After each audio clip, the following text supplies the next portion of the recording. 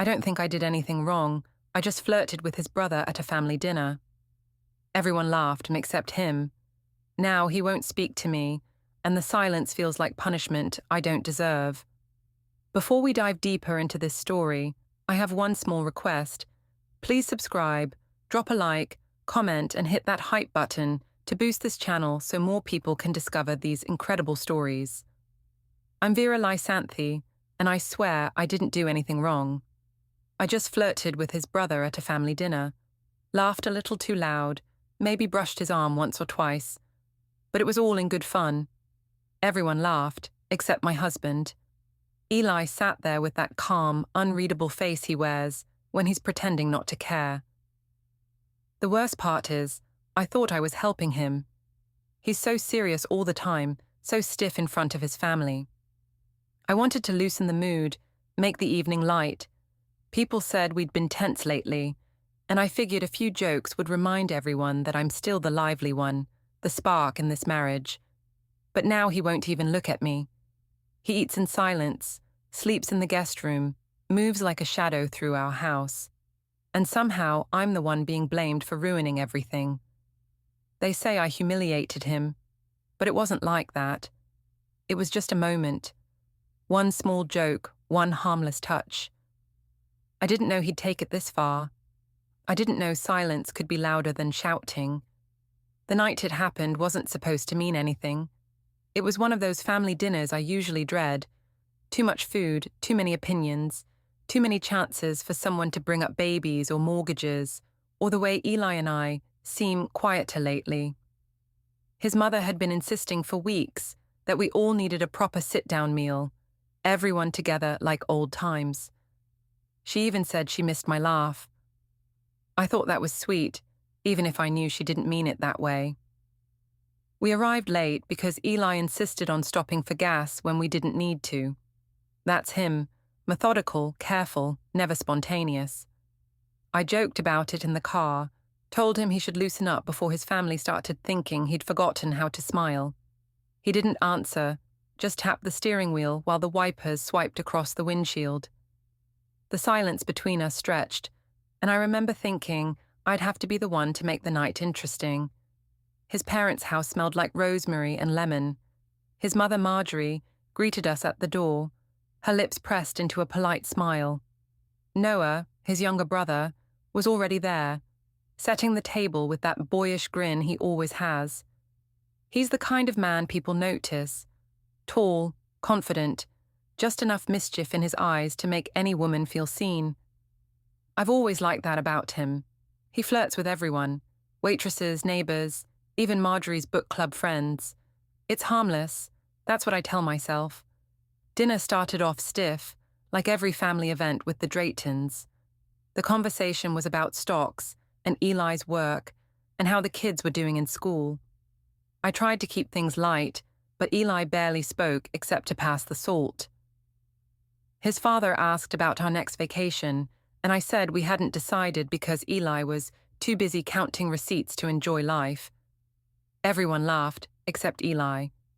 He gave me that small, measured look, the one that feels like a warning dressed as patience. I remember thinking how dull he seemed beside his brother. Noah kept the table alive, telling some story about a disastrous camping trip where he'd lost his shoes in a river. He gestured wildly, eyes bright, and when he finished, I laughed harder than I needed to.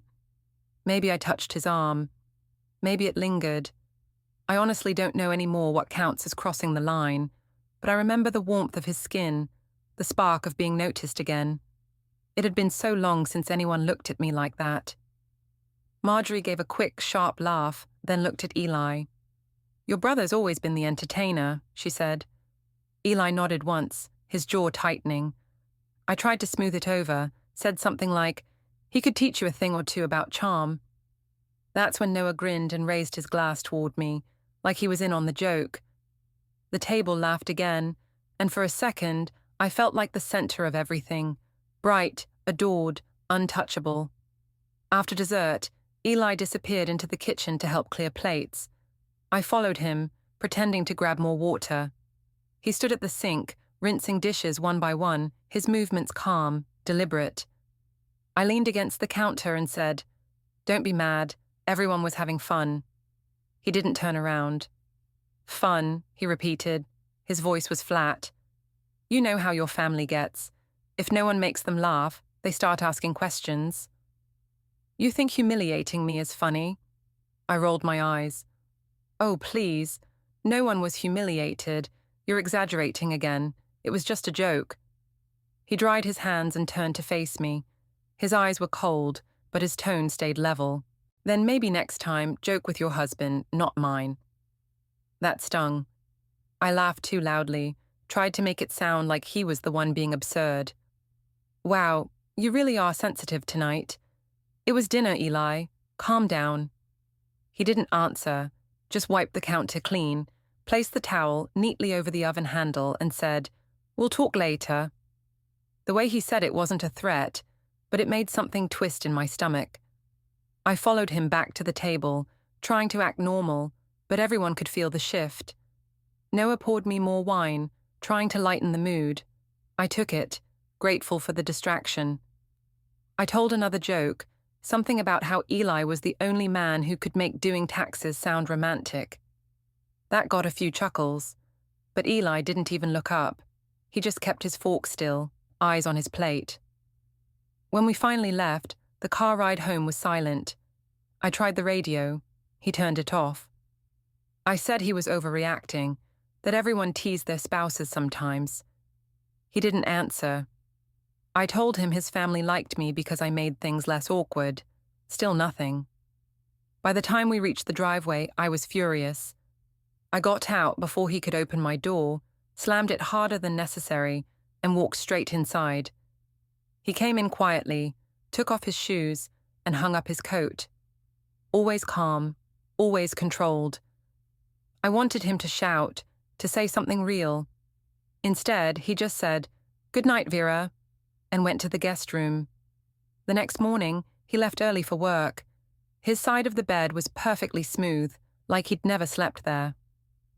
On the kitchen counter were 2 mugs, his washed and turned upside down, mine half full and cold. It irritated me. The neatness, the quiet, the way he made his absence look civilized. I checked my phone and saw a text from Lydia. "Your post killed me." Noah's face was priceless. I'd forgotten I'd uploaded a photo the night before. Just the table, everyone laughing, my hand on Noah's arm. It already had a few dozen likes. I smiled, even as guilt flickered somewhere deep down. I told myself it was harmless, just social media, just life. At work, people were still talking about the dinner. Marjorie must have told someone, because my coworker Claire asked if it was true that I made Eli blush in front of his brother. I laughed it off, said it was nothing. But the rumor made me feel oddly powerful, like I'd gotten under everyone's skin. That evening, Eli came home later than usual. He didn't say where he'd been. He just made himself coffee and sat at the table reading something on his phone. I tried to draw him out, asked if he was still sulking. He said he wasn't. His voice was calm, polite, detached. He asked if the kids were asleep, and when I said yes, he just nodded. Then he excused himself to the study. When I walked past later, the door was half closed. I could see the faint glow of his laptop screen, spreadsheets open, columns of numbers. Beside it was a small black notebook and a folder labeled Household. I'd never seen him so organized before. I thought it was strange, but also boring. Another one of his obsessive systems. Before bed, I checked my phone again. Noah had sent a message. "Hey, hope Eli's not too mad. Didn't mean to make things weird." I typed back, "You didn't.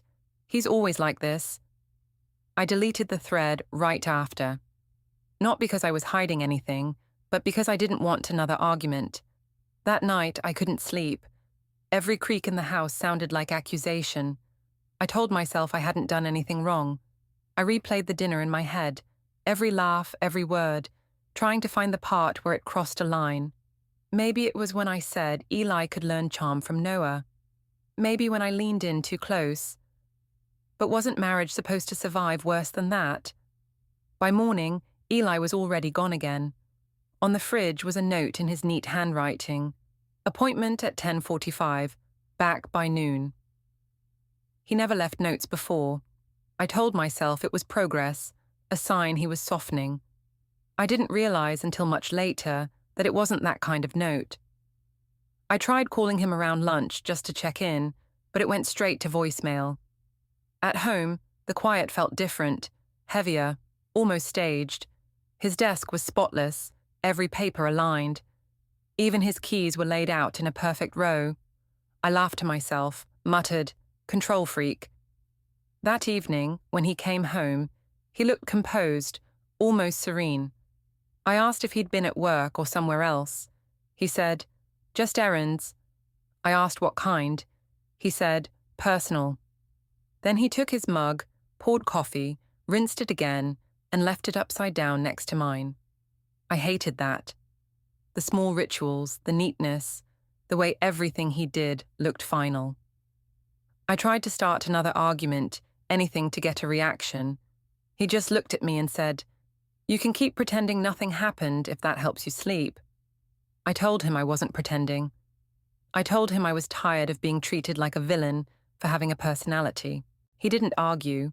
He just said quietly, "It's not your personality that worries me." Then he went upstairs, leaving me alone at the table. I sat there for a long time, scrolling through my phone, reading comments on the photo again, convincing myself people understood me, that I was modern, playful, misunderstood, that everyone else was too uptight. But under all that noise, something cold and certain settled in my chest. Eli wasn't angry anymore. He was finished, and I didn't know what that meant yet, only that it scared me more than his silence ever had. The silence didn't fade. It thickened. Days passed like I was living beside a ghost who still paid bills and folded laundry. Eli spoke only in practical sentences. What time to pick up Owen, when the trash went out, whether I'd seen the blue folder.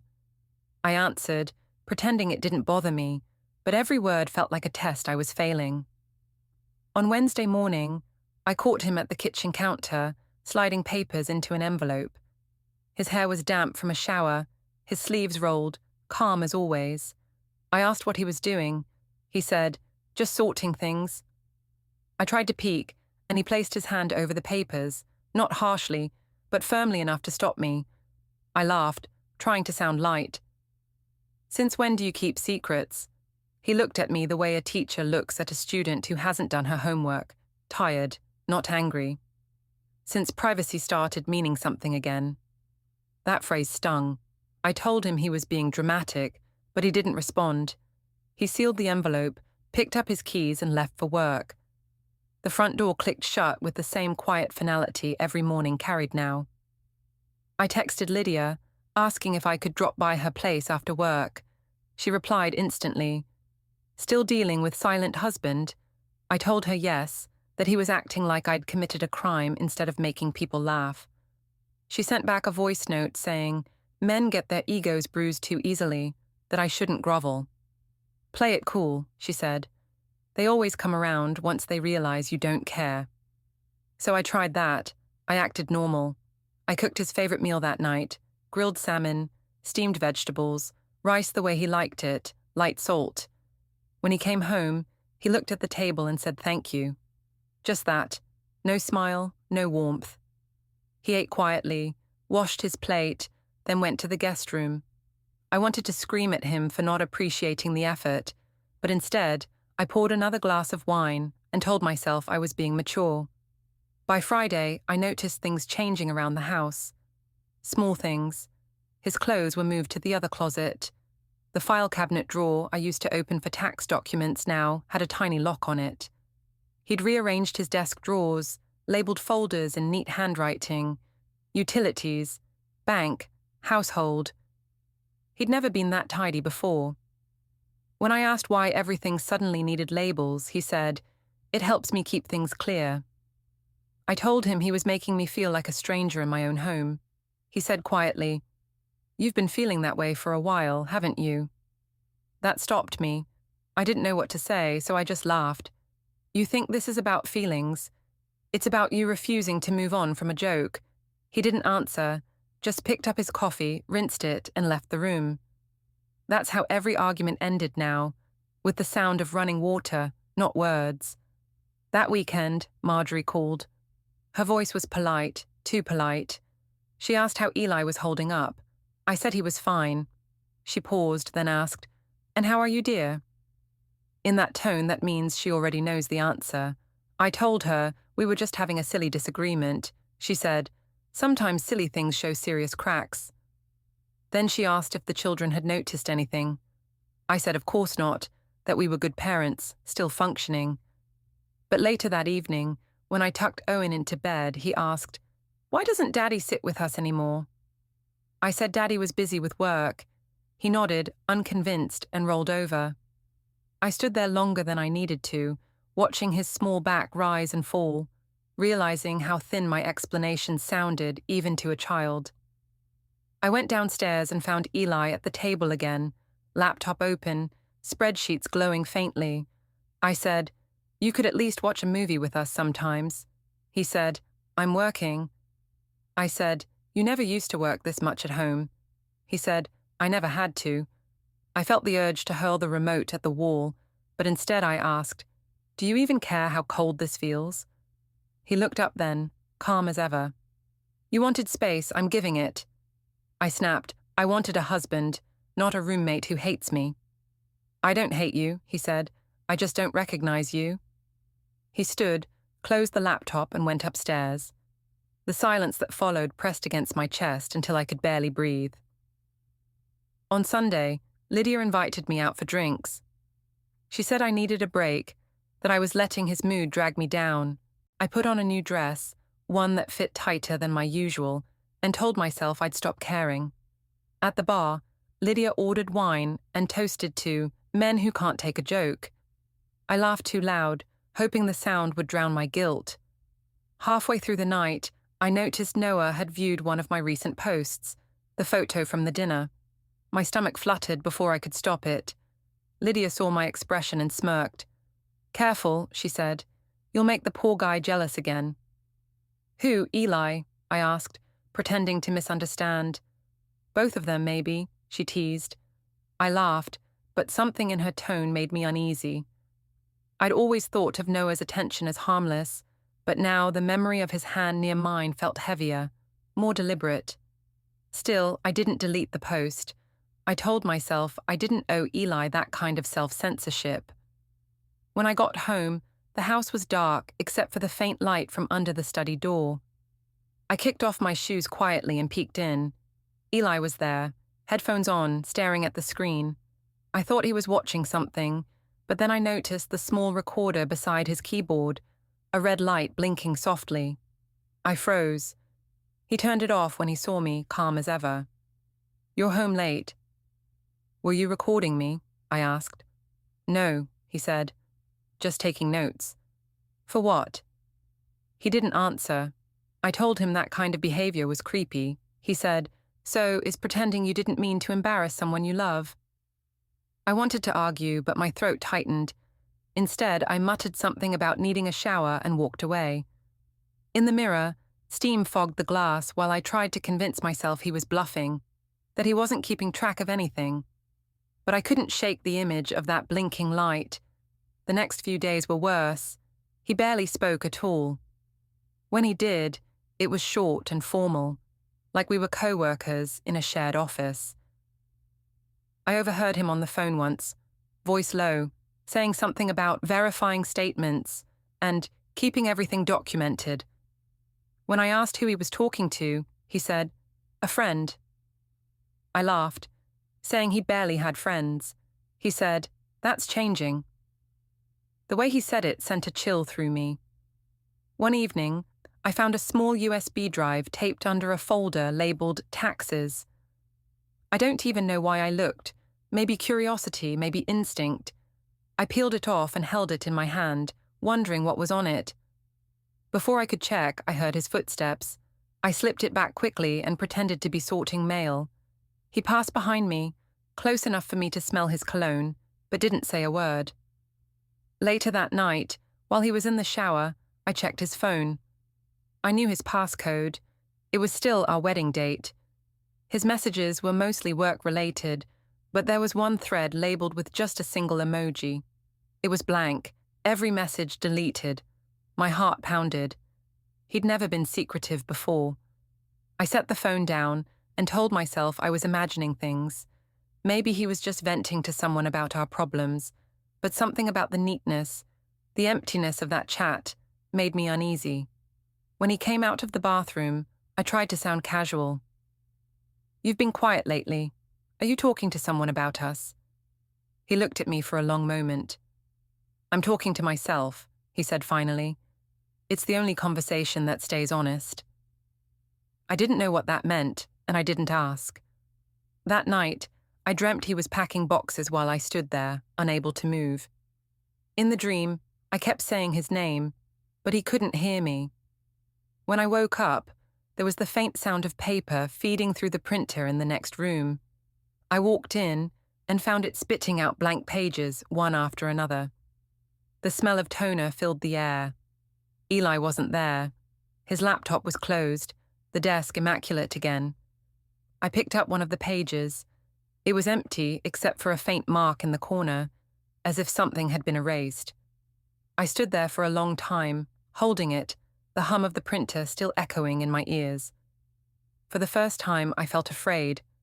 Not of him, but of how calm he was. Calm people don't explode. They plan.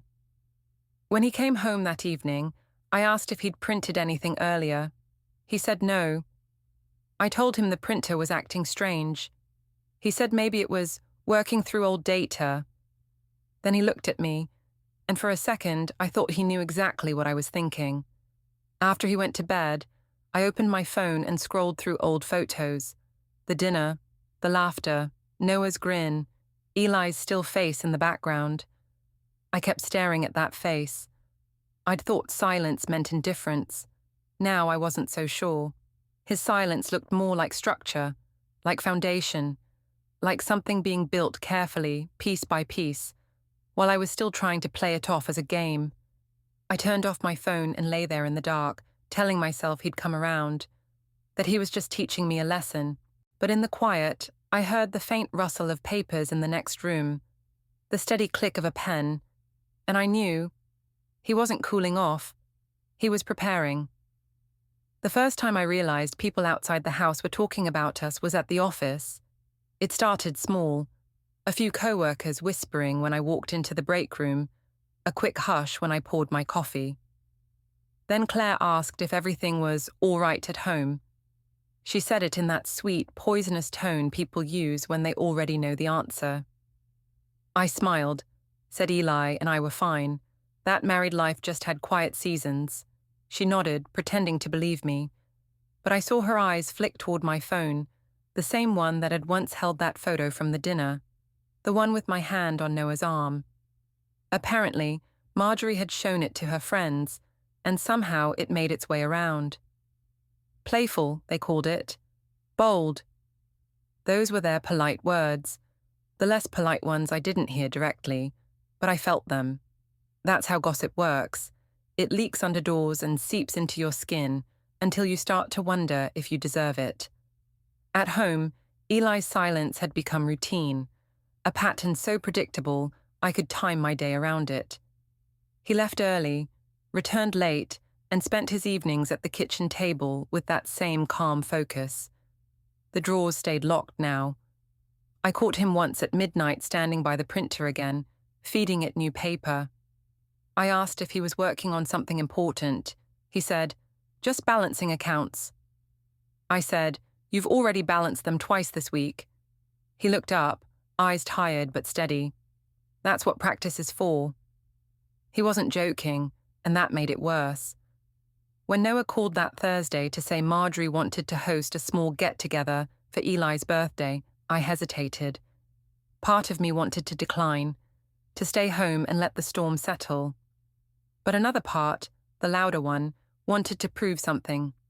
I wanted to show everyone that nothing was wrong, that I was still the charming, witty wife they used to envy. I told Noah I'd bring dessert, and that I'd make it special. He said, "Good. Mum thinks you've been quiet lately." That annoyed me. Quiet wasn't the word anyone should use for me. I spent the next day baking, a whole lemon cake with sugared slices on top. Eli didn't ask what I was doing, didn't even glance up when I dropped the eggshells too hard into the trash. He only said, "Marjorie called. Dinner's at 7. I said I knew. He nodded once and went back to his work. At the restaurant, everything was perfect in that curated way Marjorie loved. The table was long and polished, candles flickering, menus folded neatly at every seat. Noah greeted me with his usual grin, kissed me on the cheek, and whispered that I looked amazing. I laughed, maybe too softly, but I saw Eli notice. He didn't react, just pulled out my chair and sat down beside me with that same unreadable calm. Conversation flowed easily at first. People asked about the kids, work, the house. I smiled, performed, kept things light. It almost felt normal. Then Ruth from Marjorie's church asked how Eli's little vacation was going. I blinked. Vacation? She said she'd seen him at a cafe near the courthouse last week, looking so refreshed. Eli didn't even blink. "I've had meetings," he said. "Lots to arrange." I tried to laugh it off, said something about him finally getting fresh air. But my hands trembled slightly around the glass. Noah raised his eyebrows at me, subtle, teasing. "You two always make everything sound like a negotiation," he said. I laughed because everyone else did. As the night went on, the wine softened the edges of my nerves. I started talking more, leaning into the easy banter that used to make people adore me. I teased Eli about his obsession with receipts, joked that he'd probably track the cost of every candle on the table. A few people laughed. Eli smiled faintly but didn't look up. "Come on," I said, nudging his arm lightly. "You have to admit, you're a little predictable." He set down his fork, wiped his mouth with the napkin, and said, "Some of us find comfort in consistency." I smiled sweetly. "Some of us find comfort in fun." "Some of us confuse attention for love," he said. The table went quiet. Noah tried to break the tension with a joke, but no one laughed. I felt the heat crawl up my neck. I reached for my wine again, swallowed too quickly, and forced a smile. "You see what I live with? The philosopher of finance." The moment passed, or at least I pretended it did. When the waiter brought out the cake, everyone sang. Eli didn't sing. He just watched. I cut the slices, laughing too loudly, handing them around like nothing had cracked. Then Noah leaned over, grinning. "You're dangerous with that knife," he whispered. It was harmless, the kind of comment he'd always make. But in that moment, it felt like air shifting, too close, too warm. I tapped the knife against his plate and said, "Guess I know who to save the biggest piece for." A flash went off. Someone's phone camera. I didn't know whose. The sound made me flinch, but I kept smiling. Marjorie coughed quietly. "Maybe you should give Eli that slice, dear." I handed it to him, still smiling. "Here you go, birthday boy." He thanked me, calm and even, but his eyes met mine for a second. Not angry, not sad, just distant. That was worse.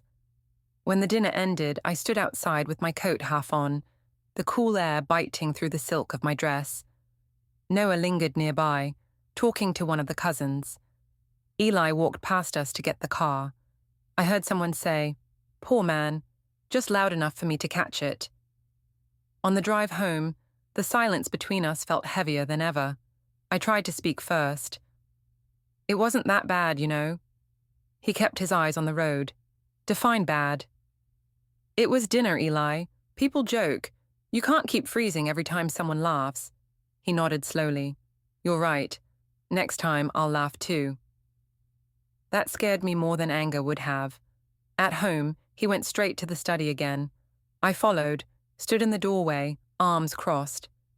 "You can't keep acting like this," I said. "You're making us look ridiculous." He didn't turn. "We already look ridiculous." I asked what that was supposed to mean. He said, "You'll understand soon enough." I laughed, frustrated. You talk like a lawyer lately. He glanced over his shoulder. Maybe I just learned from you how to perform. That shut me up. When I went upstairs later, the bed was neatly made, untouched. On the nightstand lay a folded sheet of paper with nothing written on it. Blank, perfectly creased. For some reason, it made my throat tighten. The next morning, I woke to find Eli already dressed, tie straight, shoes polished. He said he had an errand downtown. I asked what for. He smiled politely. To finalize a few things. I said, "You're being cryptic on purpose." He kissed Owen on the forehead, handed me his coffee mug and said, "You'll figure it out." He left before I could respond. Later that day, I checked my phone and saw new notifications. Someone had tagged me in a post, a short video clip from the dinner. The camera caught me laughing, the knife glinting in my hand, Noah's grin beside me, Eli watching in the background. The caption read, "Keeping it in the family." My stomach dropped. There were already comments, a mix of laughing emojis and words like yikes and awkward. I deleted the tag immediately, but the damage was done. I stared at the screen until the letters blurred. I called Noah, panicked. He sounded half asleep. "Don't worry," he said, "people always overreact online." But when I checked again later, the video had spread. Someone from my office had reshared it. Another coworker had commented, "Bold move, Vera." I felt sick. Eli came home late that evening. I met him at the door, phone still in my hand. "You saw it, didn't you?" I said. He looked tired, almost amused. "Saw what?" "The video. You're pretending not to know." He set his briefcase down. "Pretending makes life easier." "You think this is funny?" I asked. "No," he said. "I think it's predictable." That word again, predictable, like I was a pattern he'd already solved. I followed him to the kitchen, desperate to regain control. "You don't get to act above it all," I said. "You're making this worse by staying quiet." He turned, finally meeting my eyes. "Silence isn't making it worse, Vera. It's keeping it honest." I didn't understand what he meant until later that night, when I noticed the faint glow under the study door again, the soft clatter of the printer feeding paper. I stood outside, listening to the steady rhythm of it, my pulse matching its pace. I wanted to open the door, to demand he tell me what he was doing, but I didn't.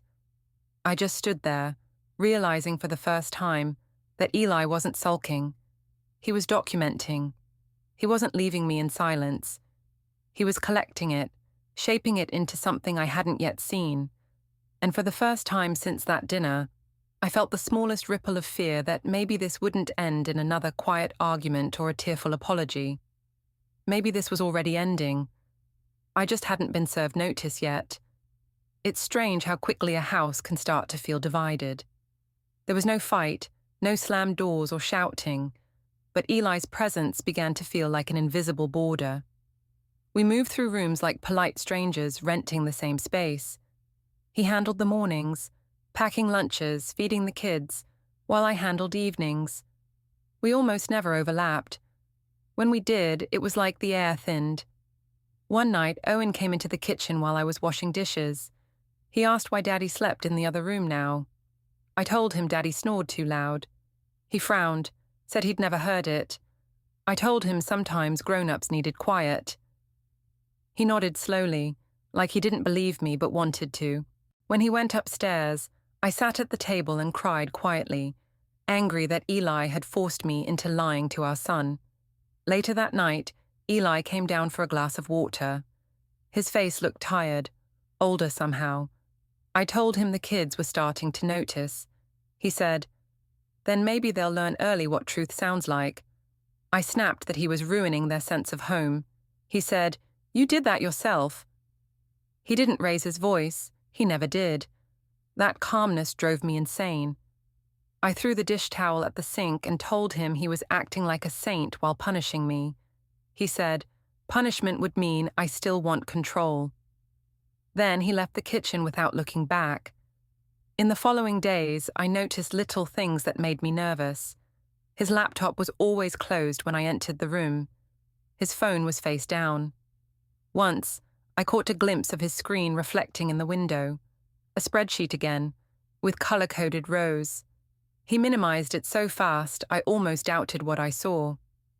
I laughed to break the tension, asked if he was tracking my spending. He said, among other things. That phrase haunted me. Marjorie came over that weekend under the excuse of bringing soup for the kids. She stayed longer than usual, walking through the house like she was inspecting damage after a storm. She commented on how quiet everything felt. I said we were both just busy. She nodded but didn't look convinced.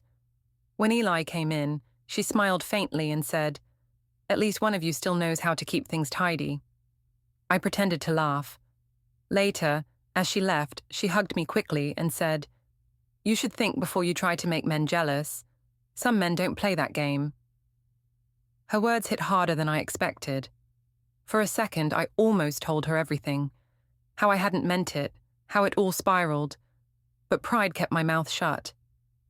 That evening, I tried one last attempt to fix things my way.